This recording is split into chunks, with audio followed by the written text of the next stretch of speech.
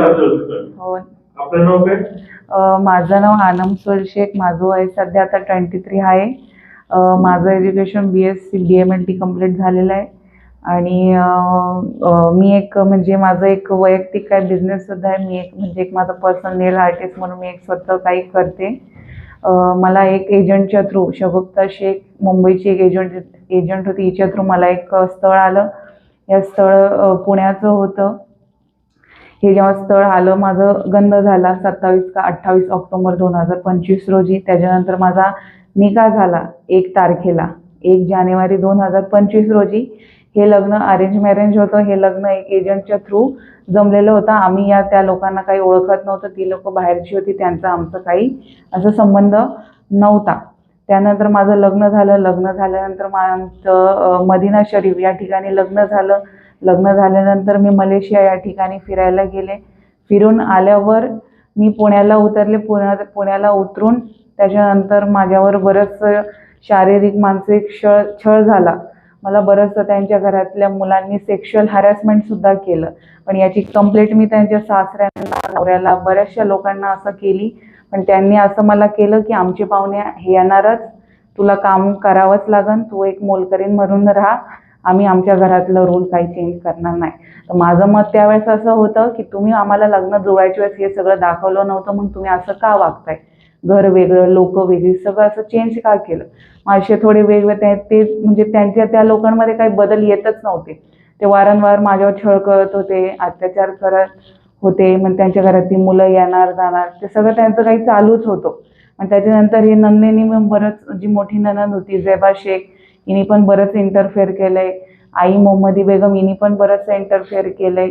या सगळ्या त्यांच्या नातेवाईकातली ती मावशी, शहाना, शाबाना, मामा लोक, बाकीच्या लोकांनी पण असं बरंचसं इंटरफेअर करून आमच्या नवरा बायकोमध्ये असं भांडणं लावली ना आमच्या नवरा बायकोला असं वेगळं करून टाकलंय. नवरा पण काही सांभाळत नाही. त्याच्यानंतर मी 4-5 महिने त्यांच्याकडे राहिले. त्या 4-5 महिन्यात मला मारहाण केली, माझ्यावर छळ केला, सासूने मारलं, नवऱ्याने मारलं, मग मेंटली पण टॉर्चर केला. मग तसंच मला माझ्या आईवडिलांकडे असंच हाकलून दिलं, सोन्यासाठी टॉर्चर केलं. हाकलून दिल्यानंतर मी 14 महिने आईवडिलांकडे वाट पाहिली की ते हे लोक मला घ्यायला येतील वगैरे, काहीतरी सॉर्ट करतील. पण ह्या लोक मला काही घ्यायला आली नाही. नवरा पण काही माझ्या बाजूने नाही, नवरा पण मला काही घ्यायला वगैरे काही आला नाही. मी पण त्याची वाट पाहिली. मी पण त्याला कॉल करायचा ट्राय केलं, पण त्याचं म्हणणं असं की मी माझ्या आईवडिलांच्या पुढं नाही, मी काही कमवत नाही, मी काही करू शकत नाही. आणि त्याचं मला पहिल्या लग्नाचं त्यांचं काहीतरी रिलेशन होतं त्याबद्दल पण कळालं. तरी मी तो विषय न घेता मी त्याच्यासोबत नांदले 4 महिने. आणि मला पुढे नांदायचंच होतं, पण त्यांच्या लोकांची काही इच्छा वगैरे नाही आहे. सध्या आता 14 महिन्यानंतर सुद्धा मी एक वाट पाहिली पण त्या लोकांचं काही असं पॉझिटिव्ह विचार आला नाही. मी 14 महिने शांत होते इज्जतीसाठी, की मी विचार केला की जाऊ द्या हे कधीतरी सॉर्ट करतील. पण मी जेवढं शांत बसायला लागले की तेवढं मला बाहेरून टॉर्चर करायला लागले. मी थोडं शांत बसले, हे काही ना काही असं टॉर्चर करायला लागले. शेवटी मी ते सहन करायचं बंद केलं. शेवटी मी आपल्या आळ्यापाट्या पोलीस स्टेशनमध्ये जाधव सरांकडे मी त्या 14-15 लोकांवर गुन्हा दाखल केले. हे लोक माझ्या घरी येऊन धिंगाणा घालून गेले, माझ्यावर खोटे आरोप लावले, माझ्या आईवडिलांचा अपमान केला, माझ्याकडे सोन्याची माग केली, मला धमकी शिवीगाळ देऊन मला असंच घरी न नेता मला येथे आईवडिलांकडे सोडून गेले. त्याच्यानंतर मी पण प्रयत्न केले त्यांच्या घरी जायचं, पण या लोकांनी मला घरात घेतलं नाही. मला परत बोलले सोनं घेऊन ये, पैसे घेऊन ये. या लोकांनी मला घरात न घेता असंच आईवडिलांकडे पाठवलं. आणि मी खूप प्रयत्न केले की हे लोक घेऊन जातील. मी सासूला बरंच काही बोलले, नंदेला बरंच काही बोलले. आणि भांडण आमच्या नवरा बायकोचं काहीच नाही आहे एवढं. बाकीच्याच लोकांनी आमच्या संसाराचं वाटोळं केलेलं आहे. त्यांचे जेवढे नातेवाईक आहेत या सगळ्या नातेवाईकांनी माझ्या आणि माझ्या नवऱ्याच्या संसाराचं वाटोळं केलेलं आहे. माझ्या नवऱ्याचं माझं एवढं काहीच भांडण नाही, पण तरी पण तो नवरा पण काय माझ्यासाठी स्टँड घेत नाही. त्याने पण 14 महिने मला विचारलं नाही तुला काय हवं, तुला काय पाहिजे. त्याने पण माझ्यासाठी स्टँड घ्यायला नाही, मला भेटायला आला नाही, मला बोलायला आला नाही, मला घ्यायला आला नाही. त्यानंतर 14 महिने मी वाट पाहता शेवटी यांचं खूपच त्रास द्यायला लागले होते. आत्ताही 1-2 महिन्यात. तर त्याच्यानंतर मी आपल्या आळ्यापाट्या पोलीस स्टेशनमध्ये यांच्यावर गुन्हा दाखल झालाय. यांच्यावर 19-20 लोकांवर गुन्हा दाखल झालाय आणि पुढची प्रक्रिया आता चालू आहे. कोणाच्या विरुद्ध तुम्ही तक्रार केली? सर्वात प्रथम तर पती, काय सासू. नाव त्यांचं? पतीचं नाव सोहेल सलीम शेख, सासऱ्याचं नाव सलीम अब्दुल गनी शेख, सासूचं नाव मोहम्मदी बेगम सलीम शेख, मोठी ननंद झेबा सलीम शेख. बारकीचं पण नाव आहे त्याच्यात डिस्क्रिप्शन जबाबामध्ये, बारकीचं सुद्धा नाव आहे. त्याच्यानंतर त्यांचं जावई एक इम्रान खाजा शेख, त्यांची एक मावशी आहे शहाना अल्ताफ सय्यद. शहाना यांचे नवरे अल्ताफ मकबूल सय्यद, त्यांची एक मावशी बीडची एक मावशी शबाना पतेकरी, मग एक पाचोडची मावशी हज्जो सय्यद. मग त्यांचा मोठा मामा मामी, हे मोठा मामा मामी लग्न जुळवायचे जेव्हा पहिल्यांदा मला पाहायला आले होते मोठे मामा मामी तेव्हा पण होते एजंटसोबत. त्याच्यानंतर ह्या मुजम्मिल शेखने खूप मोठं काम केलेलं आहे, माझं संसाराचं वाटोळं लावलेलं आहे. त्यांच्या सगळ्यांनी मिळून माझ्या सगळ्या घराचं वाटोळं लावलेलं आहे. एक मुजम्मिल शेख आहे आणि त्याच्यानंतर हे जे 15 लोक घरात आली होती माझ्या, त्याच्यापैकी अजून बरेच सारे लोक आहेत, असे मिळून सगळे 19-20 लोक आहेत. माझ्या पतींचा व्यवसाय सनशाईन ग्रुप इलेक्ट्रिकल, हे MSCBचे कॉन्ट्रॅक्ट घेतात. यांचं एक गव्हर्नमेंट कॉन्ट्रॅक्टर आहे, हे DP वगैरे बसवण्याचे त्यांचं काम आहे, गव्हर्नमेंट कॉन्ट्रॅक्ट घेतात. इलेक्ट्रिकल इंजिनियर आहे. तसेच त्यांची एक रास्तापेठ आणि कोरेगाव पार्कमध्ये 2 हॉटेल आहे, एक हॉटेल सनशाईन आणि एक दुसरी हॉटेल सनशाईन इन. तसंच यांचं शिराढोण गावात सासऱ्यांचं बरंच काही मोठं नाव आहे. शिरढोण गाव, तालुका कळंब आणि जिल्हा उस्मानाबाद या ठिकाणी पण यांचं घर आहे. पण मला या लोकांनी त्या ठिकाणी कधी घेऊन गेलेलं आहे, मी कधी पाहिलं नाही. पण फक्त लग्न जुळवायच्या वेळेस मी असं पाहिलं, मला असं व्हिडिओ कॉलवर दाखवलं की हे आपलं घर आहे म्हणून. आता त्या ठिकाणी मी गेले नाही कधी. तुमच्या सासऱ्याचा काय व्यवसाय? सासऱ्याचा पण तोच व्यवसाय, सासरा आणि नवरा दोघं मिळून ते व्यवसाय करतात. तुमच्या मिस्टरांचं मूळ गाव कुठलं? माझ्या मिस्टरांचं मूळ गाव शिरडोन, कळंब तालुका, पण राहायला सध्या भवानीपेठ पुणे या ठिकाणी आहे. पण लग्न जुळवायच्या वेळेस मला रिव्हर क्रेस्ट अपार्टमेंट, बोट क्लब रोड आपला संगमवाडीचा घर दाखवला होता. तर घर भावूनच आम्ही लग्न जुळवलं होतं. पण त्या घरात मला फक्त या लोकांनी 15 दिवस ठेवलं. नंतर विनाकारण सासूने माझ्यासोबत भांडणं लावले. मला तिला जायचं होतं त्या भवानीपेठच्या घरावर, तिने मला हटकून माझ्याशी भांडणं काढून, विनाकारण काही गोष्टी भांडणाच्या नव्हत्या तरी यांनी विनाकारण भांडण लावून माझ्याशी भांडणं लावून त्यांनी त्यांच्या मर्जीने निघून गेल्या भवानीपेठच्या घरी. मला त्या बोट क्लबच्या रोडवर सोडून दिलं. त्याच्यानंतर मला मारहाण केली, भांडणात नवऱ्याने मारहाण केली, सासूने मारहाण केली, नातेवाईकांनी बरंच शिवीगाळ केली. असं म्हणजे त्यांचे नातेवाईक म्हणजे असं कोणी काय एकदम असं सोडवायला कोणी आलं नाही. त्यांची सगळी जेवढी नातेवाईक आहे त्या सगळ्यांनी भांडणं लावायचीच कामं केली, कोणीच सोडवायचं काम केलं नाही. तुमचं लग्न कुठे झालं? माझं लग्न मक्का शरीफ येथे झालं 1 जानेवारी 2025 रोजी. पहिलं तर आम्ही मक्का गेलो, मक्कानंतर मदिनाला गेलो. मदिनामध्ये माझा निकाह झाला संध्याकाळी 4:30 वाजता. मी त्याच्यानंतर मलेशियाला गेले. मलेशियावरून मी 18 जानेवारी 2025 रोजी पुण्याला उतरले भवानीपेठच्या घरी. आणि भवानीपेठच्या घरी जेव्हा मी उतरले होते त्यामध्ये नवीन घराचं फर्निचरचं काम चालू होतं. तर त्या फर्निचरचं काम चालू असल्यामुळे मी 2-2.5 महिने याच घरात राहिले होते. पण त्या लोकांचं ना जरा अशी काय मला एवढी काही इच्छा दिसत नव्हती की ते मला रिव्हर क्रेस्टवर जाण्याचं त्यांचं एवढं काय आहे म्हणून, एवढी काय अशी इच्छा दिसत नव्हती. पण ते कसं मला घर दाखवलं म्हणून घेऊन जायचं असं त्यांचं चालू होतं. पण त्यांनी मला 15-20 दिवसच नीट राहिले त्या घरात. पतीचा स्वभाव कसा होता? माझ्या पतीचा स्वभाव जेव्हा सोबत होते तेव्हा चांगला होता. पण कसं कधी मध्ये थोडेफार भांडण व्हायचे, थोडी मिसअंडरस्टँडिंग व्हायचे. पण त्याचं माझं एवढं पर्सनली काही एवढं काही भांडण नाहीये. पण हे बाकीच्या लोकांनी सगळ्यांनी मिळून भांडणं लावलेली. सासऱ्याचं पण सोबत असताना खूप छान वागला सासऱ्याने माणुसकी दाखवली. जसं मी खूप मोठा सखी आहे, मी खूप मोठे काम करतो, मी खूप मोठा देवता आहे, मी सगळ्यांना हे करतो, हे सगळं तुझंच आहे, हे सगळं आपलंच आहे, हे सगळं सोहेलचंच आहे, नवऱ्याचं काही टेन्शन घ्यायचं नाही, नीट राहायचं, असं त्यांनी सोबत असताना चांगले वागले. पण जसं माझ्या नंतर थोडा टाइम गेला, आई वडिलांकडे पाठवून गेले, तर 14 महिन्यात यांनी खूप विचित्र व्यवहार केला त्या सासऱ्यांनी पण माझ्यासोबत. तुमच्या मिस्टरांचं शिक्षण किती झाले? माझं मिस्टरांचं शिक्षण BE इलेक्ट्रिकल आणि MBA झालेलं आहे. तुमचं लग्न कोणी जमवलं? एजंट शगुफ्ता शेख. त्या कुठल्या आहेत? ती डोंगरी मुंबईची आहे. आणि त्यांच्याशी तुमचा हो, संपर्क कसा आला? आमच्याकडून एक एजंट होती, म्हणजे आमच्याकडून पण एक एजंट होती, तिच्याकडे माझा बायोडाटा होता, पण तिने तो बायोडाटा त्या समोरच्या एजंटनीला सेंड केला, पण जास्त इन्व्हॉल्वमेंट त्यांच्या एजंटनीचा होता, आमच्या एजंटचं काही एवढं इन्व्हॉल्व नव्हतं. लग्न जमून देणाऱ्यांनी काही पैसे वगैरे घेतले? आता ती एजंट त्यांचीच होती, आता ते त्यांना माहिती तुमच्या आहे. एजंटने काही पैसे घेतले? नाही, आम्ही फक्त मॅट्रिमोनीची फीस पेड केली होती, आम्ही एजंटची काही फीस दिली नाही, कारण हे मागणं त्यांच्या एजंटनी खूप जमवलं. तुमचं किती सोनं वगैरे घेतलं होतं ते काय झालं? जसं लग्नात मम्मी पप्पांनी 20 लाख रुपये दिले नीलकंठ ज्वेलर्समध्ये, आणि जसं मी आई वडिलांकडे आले तर काही म्हणजे कानातले गळ्यातलं असं काही वस्तू मी घेऊन आले, घालून वगैरे घेऊन आले, पण ते लोक माझ्यावर असं क्लेम लावत आहे की मी त्यांचं 80 तोळ्याचं सोनं घेऊन गेले.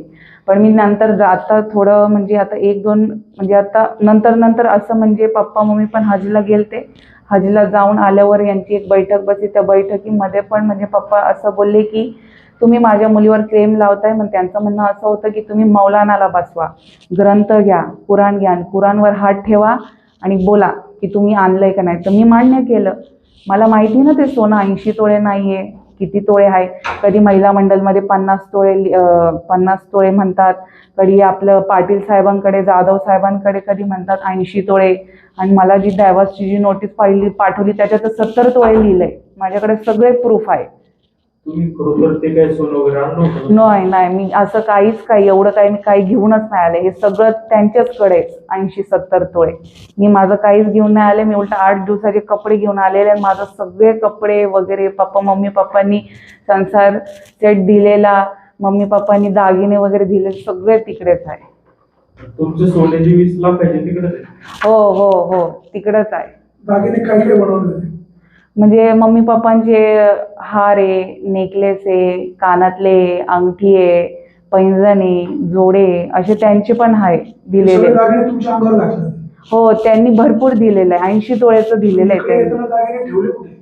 मी कपाटमध्ये सोडून आले ना. हो, कपाटाची चावी मी घेऊन आले, पण यांच्याकडे एक थर्ड चावी होती, कारण नवीन फर्निचर झालं होतं, नवीन फर्निचरचे 2-2, 3-3 चाव्या होत्या, तर मी चावी घेऊन आलेले त्याची, पण यांनी माझं लॉक उघडून माझं सगळं चेक केलं आणि माझं सगळं पाहिलं. कॅमेरे पण तुमच्या घरामध्ये आहे? घराच्या बाहेर आहे कॅमेरे, घरामध्ये कॅमेरे नाहीये. तुम्ही नांदायला का गेले नाही? मला जायचं होतं, या लोकांनी मला घरातच घेतलं नाही. यांचं म्हणणं असं आहे मला नांदायचं नाही, डायरेक्ट तलाकच्या धमक्या यांनी द्यायला सुरुवात केली. हो, मी एकटी गेलते ना. जसं 8 दिवसाची लोक इकडे येऊन गेली होती, म्हणजे 15-20 लोक मम्मी पप्पांच्या घरी येऊन गेली होती, बैठक बसली होती, पण या बैठकीमध्ये त्या लोकांचं व्यवहार आणि त्या सासूचं बिहेवियर एकदम असं डेंजर होतं की माझे मम्मी पप्पा पण घाबरले. ती जाता पर धमकी देऊन गेली. ती असं बोलली की तुला पाहते, तुला करते, तुला काय आम्ही झोपण्यासाठी नाही आणलं, आम्हाला मोलकरीण पाहिजे होती. तिचं असं रूप पाहून मम्मी पप्पा पण घाबरले. मम्मी पप्पा बोलले की आमच्यासोबतच असं बोलती, तुला एकट्यात काय करणार मी. तर मला जायचं होतं नांदायला, या लोकांनी मला घेऊन नाही गेलेले.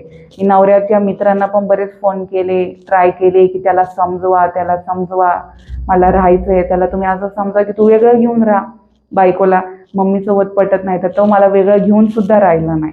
तुम्ही आता पोलिसात तक्रार दिलेली आहे, नांदवायला तयार झाले तर नांदायला जाण्यासाठी सर माझा विश्वास उडाला त्यांच्यावरून. मला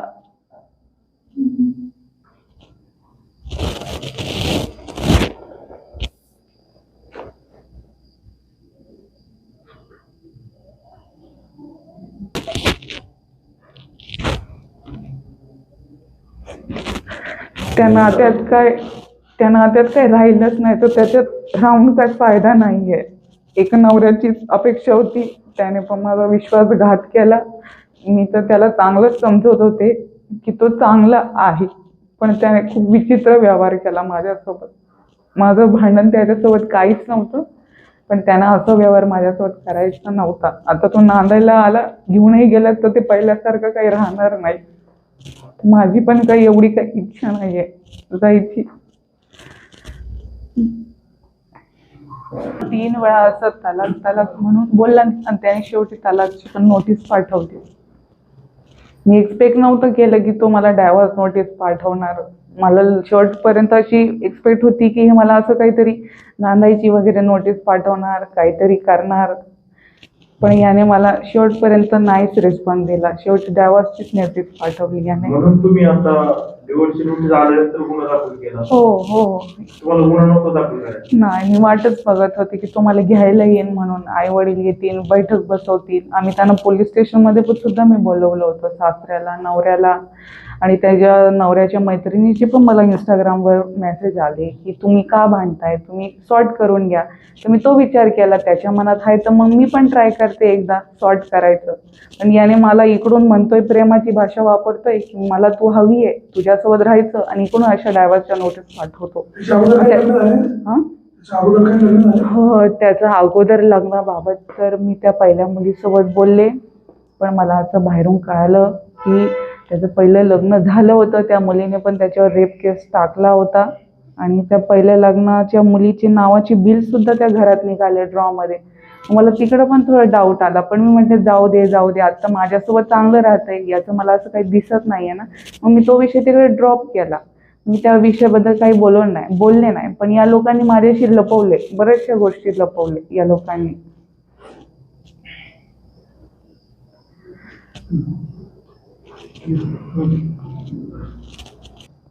तर फिर्याद झालेली, पण आता तुम्ही पत्रकारांना पूर्ण माहिती देताय. हो हो. उद्देश काय? माझा उद्देश असा आहे की या लोकांवर कठोर कारवाई झाली पाहिजे, कारण या लोकांनी 2 मुलींचे आयुष्य ऑलरेडी खराब केलेले आहे.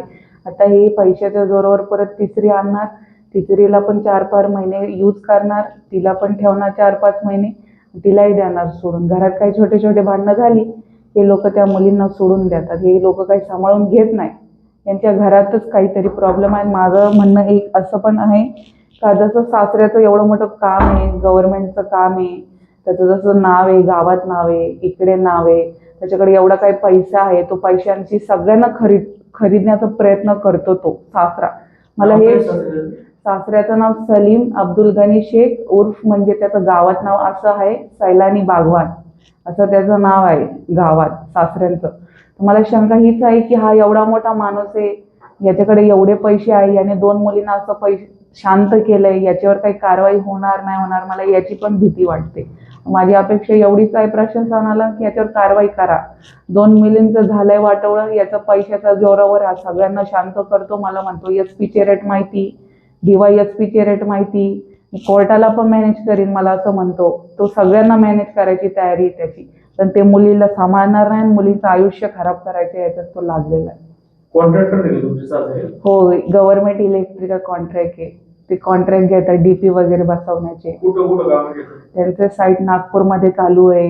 एक गोदरेज अपार्टमेंट खूप मोठं आहे, एक लोढा अपार्टमेंट, यांचे मोठे मोठे जे प्रोजेक्ट्स असतात त्या प्रोजेक्ट्समध्ये या सासऱ्यांना कॉन्ट्रॅक्ट भेटतात. तसं यांची नागपूरमध्ये पण साईट चालू आहे, सनशाईन म्हणून इलेक्ट्रिकल, सलीम अब्दुल गनी शेख, याची नागपूरमध्ये पण साईट चालू आहे. याची आउट ऑफ स्टेट पण साईट चालू असते, आणि पुण्यामध्ये पण भरपूर साईट यांची चालू असते, जसे लोधा, गोदरेज, असे बरेचसे यांचे काम चालू आहे पुण्यामध्ये. हो, मंत्रालयामध्ये हे सासरे कधी मंत्रालयामध्ये गेले तर मंत्रालयामध्ये आय थिंक यांचे ते चेक पास होण्यासाठी, टेंडर पास होण्यासाठी किंवा साईन वगैरे काहीतरी लागत असते, तर तिकडे ते साईन वगैरे घेण्यासाठी ते मंत्रालयामध्ये जात राहतात नेहमी. मुंबईला मला जीवाला आता बघा, मी तर कधी 14 महिने तर शांत होते, आता मी सगळ्यांसमोर येऊन मी बोलले. आता याच्या पुढे काय होणार हे आता मी सांगू नाही शकत, पण याच्यानंतर माझ्या मनात सुद्धा एक थोडीशी भीती निर्माण होईल. आई वडिलांना काय होणार का, तो आहे एवढा मोठा माणूस, त्याने पहिल्या मुलीला गप्प केलं, पहिल्या मुलीचं त्याने रेप केसचा मॅटर सॉर्ट केला, पहिल्या मुलीचं लग्नाचा सॉर्ट केलं, तर मला पण भीती आहे की तो अजून त्रास देणार नाही. आणि तो पोलिसांना मॅनेज केलं, कोर्टाला मॅनेज केलं, तर काय मग तो परत तिसऱ्या मुलीचं आयुष्याचं वाटोळं होणार. माझं याला तर कोणी मुली देऊच नका, त्याच्या घरातही मुली देऊ नका, आणि त्याच्या मुलासोबतही कोणी लग्न लावू नका. तो मुलगाही मुलींचं वाटोळं करतो, आणि ते आई वडीलही वाटोळं करतात त्या मुलीचं.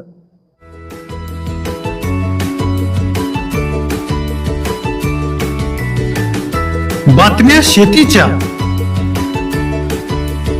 बातम्या मातीच्या, बातम्या अन्यायाच्या, गुन्हेगारीच्या,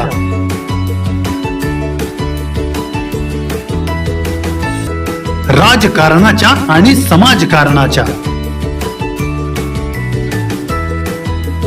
शोषणाविरुद्ध बुलंद आवाज, जनसामान्यांच्या हुंकाराची गाज, सत्कार्याला प्रोत्साहन, दुष्कृत्याला अनुशासन, निर्भीड, निस्पृह, सडेतोड, बेधडक आणि रोखठोक म्हणजेच विघ्नहर टाइम्स. शोध बातमीचा, ध्यास सत्याचा. आपलं चॅनल, आपली बातमी. सबस्क्राईब तर कराच, पण बेल आयकॉनवर क्लिक करायलाही विसरू नका.